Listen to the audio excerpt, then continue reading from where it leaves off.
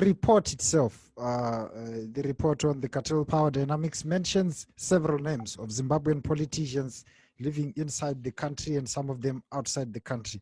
Those that have served during the administration of President Robert Mugabe, and some of them that are also serving within the cabinet of President Emmerson Mnangagwa. One of them is Super Mandiwanzira.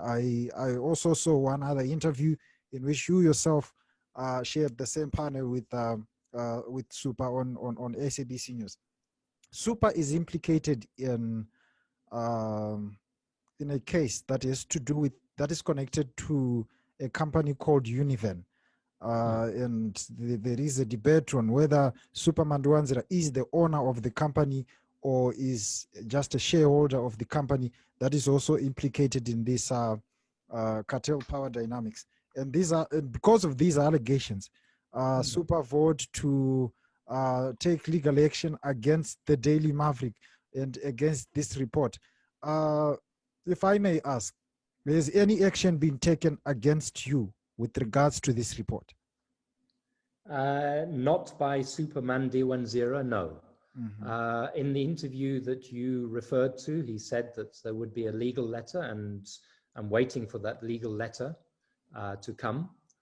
But what I can tell you, Tida, is that, as I said in that interview, he misrepresented the report from the very first moment, and it was the day after the report was published that he started to fume about it. And he said repeatedly that the report said that he is the owner of this company called Univen. The report says no such thing. The report says, and I'll quote, "It has been alleged that former Minister Super Mandiwanzira is a shareholder of Univen."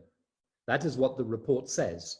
And then it provides references to that allegation. And indeed, it has been alleged by none other than a report published 4 years ago by Transparency International, the International Anti-Corruption Agency, and other allegations along the same lines that have been made since. So, you know, it remains opaque who exactly is the shareholder of, who exactly are the owners and the shareholders of Univen. Mr. Mandiwanzira said to me on national television, anybody can Google to find out who the shareholders are. Well, I challenge you and the listeners to go and Google this company.